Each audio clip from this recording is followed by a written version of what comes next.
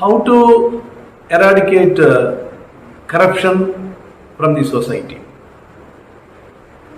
ఈ సమాజం నుంచి అవినీతిని ప్రారదోలాలి, అవినీతిని నిర్మూలించాలంటే ఏం చేయాలి అని చెప్పేసి ఒక సమావేశంలో ఏపీజే అబ్దుల్ కలాం గారిని ఒక స్టూడెంట్ ప్రశ్నించడం జరిగింది.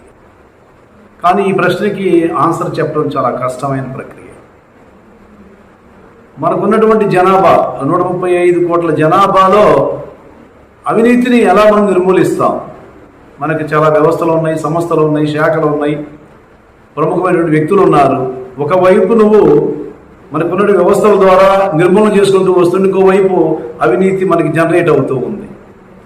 ఎలా చేయాలని చెప్పేసి ప్రశ్న వేసినప్పుడు స్పాంటినిటీగా ఏపీజే అబ్దుల్ కలాం గారు ఏం చెప్పారంటే, as a daughter or son in your home, you have to say to your father and mother, if any malpractices will occur to our family which creates more benefits, you have to eradicate it, stop it.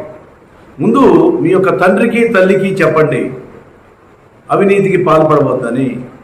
ఆ విధంగా ఒక కుటుంబం నుంచి మరొక కుటుంబం, మరొక కుటుంబం నుంచి ఇంకో కుటుంబం, ఇంకో కుటుంబం, ఇంకో కుటుంబం, ఒక సమాజం నుంచి మరొక సమాజం, ఒక రాష్ట్రం నుంచి ఇంకొక రాష్ట్రం, అట్లా మొత్తం దేశం మొత్తం కూడా మనం ఎరాడికేట్ చేయొచ్చు. నైతికతో కూడినటువంటి ప్రవర్తన మనలోంచి రావాలి. ఆ విధంగా మనం అవినీతిని ప్రారంభించగలుగుతాము అని చెప్పేసి ఏపీజే అబ్దుల్ కలాం గారు చాలా క్లియర్గా చెప్పారండి. స్పాంటినిటీగా చెప్పాడు. చాలా గొప్ప విషయం ఇది. సో కాబట్టి ప్రతి ఒక్కరూ కూడా కుటుంబం నుంచి ప్రారంభిస్తే అవినీతి నిర్మూలన అది రాజ్యం మొత్తం కూడా మనం చేయడానికి అవకాశం ఉంటుంది.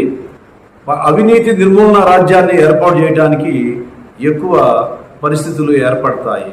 కాబట్టి family is the basic institution to take any kind of what you call development.